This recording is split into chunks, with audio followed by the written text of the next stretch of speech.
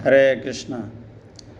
रामायण में भक्ति का विषय की बड़ी महिमा बता गई। उसमें ज्ञान को तो दीपक कहा गया और भक्ति को मणि की तरह बताया गया। दीपक को जलाने में तो घी चाहिए, बत्ती चाहिए, लेकिन हवा लगने से बुझ भी जाता है। लेकिन मणि के लिए न तो घी चाहिए, न बत्ती आदि की ज़रूरत है, ना वो हवा से बुझती है। परम प्रकाश रूप दिन राति, नहीं कछु चाहिए दिया घृतवती।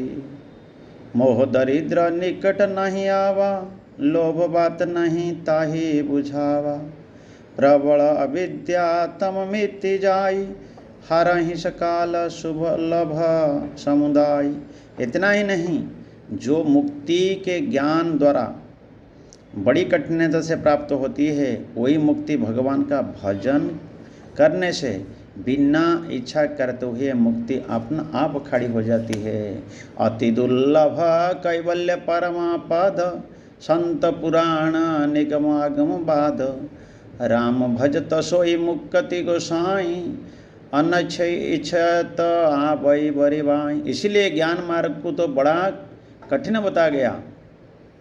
ज्ञान पंथ कृपान कई धारा, पर भक्ति मार्ग को बड़ा सुगम बता गया। भक्ति के साधन कहूँ बखानी, सुगम पंथ मोहि पावहि पानी। भगवान ने भी भक्तों के लिए अपनी प्राप्ति बड़ी सुगम बताई।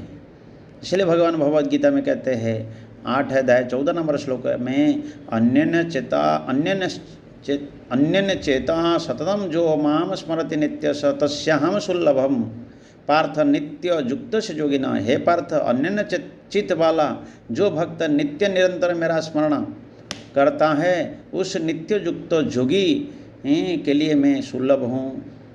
ज्ञान मार्ग पर चलने वाला तो अपने साधन का बल मानता है, पर भक्त की यह विलक्षणता होती है, वह अपने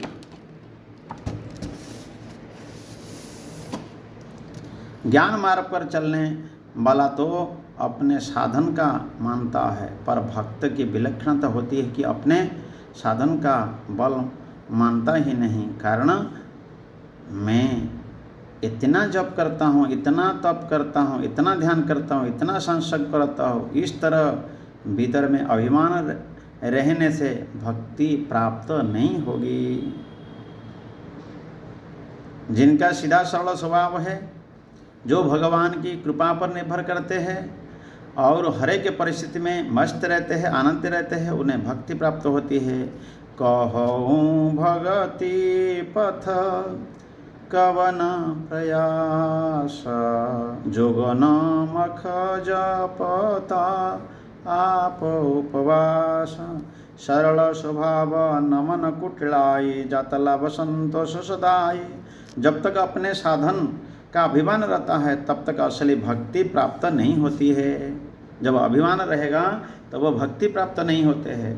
भक्ति प्राप्त करने पर भक्तों के मन में ये बात आती नहीं है कि मैं भजन करता हूँ। जैसे हनुमान,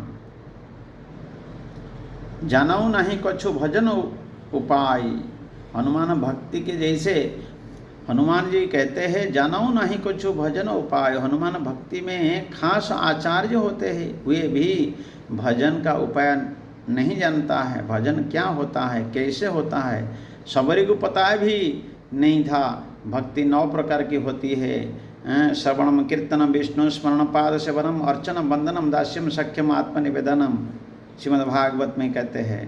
वो कैसे कहते हैं, अधम ते अधम अति नारी, तिन्न मह में माती मंद अघारी।